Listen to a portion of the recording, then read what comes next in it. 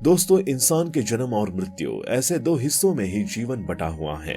जो यहाँ जन्म लेकर आया है उसे एक न एक दिन जाना ही है। वैसे देखा जाए तो इंसान को जिंदगी का मतलब समझाने के लिए और उसके साथ साथ इंसान को इस दोनों का सफर तय करने के लिए और खुद को आजमाने के लिए ही जन्म मिला हुआ है और यही जन्म का मतलब होता है। लेकिन दोस्तों, बहुत सारे धर्मों में भी और खास करके हिंदू धर्म में भी एक मान्यता है कि मृत्यु हो जाने के बाद इंसान को परलोक जाना पड़ता है और उसका हिसाब भी स्वर्ग और नरक में ही बताया गया है।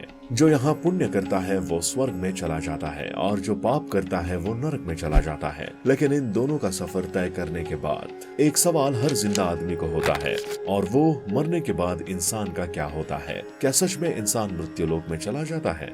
वैसे देखा जाए तो इसकी कई सारी मान्यता है, लेकिन आधुनिक मान्यताओं के अनुसार जब आदमी मर जाता है या आदमी को मृत्यु प्राप्त होती है तब पहले उसका यमलोक में हिसाब किया जाता है।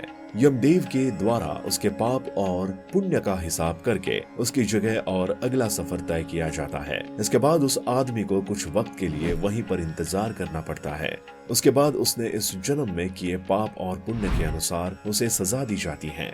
अगर इंसान ने इस जन्म में बहुत पुण्य किया है तो उसे स्वर्ग लोक में इंद्र के पास भेजा जाता है, और अगर इंसान ने पाप किए हैं, यानी अगर उसने मांसाहार किया है, उसने किसी की हत्या की है, उसने किसी के साथ धोखाधड़ी की है, तो उसी गुनाह के अनुसार उसे सजा दी जाती है। उसके बाद इंसान को अपने पाप पुण्य के अनुसार जगह मिलती है और वो अगले जन्म के लिए प्रतीक्षा में रहता है।